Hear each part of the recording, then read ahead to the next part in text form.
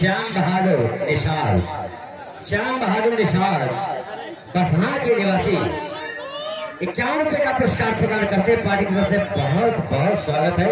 हम चलते दूसरे ट्रेन लगने जा रही, बहुत ही जबरदस्त। आप लोग दिल थाम के बैठिएगा और ये डांस जबरदस्त डांस प्रोग्राम लेकर के माधुरी दीक्षित और साथ में आ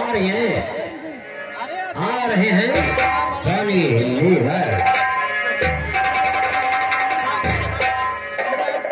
लेकिन मेरा कहना है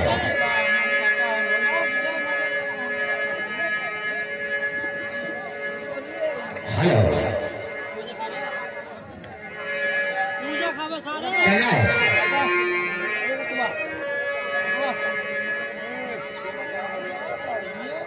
अरे प्यार का है, प्यार का है बनाया राम ने, कोई आए मेरा दिल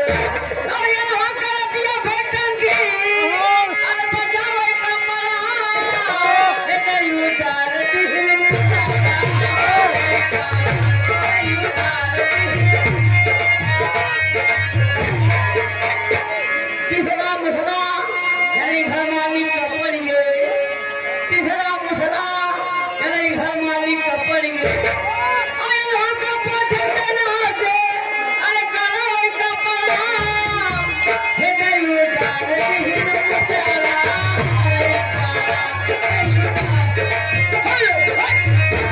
हेलो नमस्ते जी। हेलो ये नहीं जगना है जी तो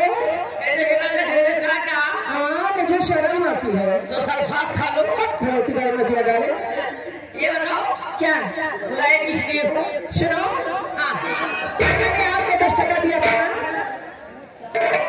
अरे घर मालिक भैया लेके यहाँ बुलाओ पहले घर मालिक भैया ये लोग हटो यहाँ से हटो यहाँ से। हाँ भैया आप लोग कार्यक्रम देखो लहतगड़ाई मत करो और लहतगड़ाई करोगे तो मामला बिगड़ जाएगा तो प्रोग्राम भी नहीं जमेगा।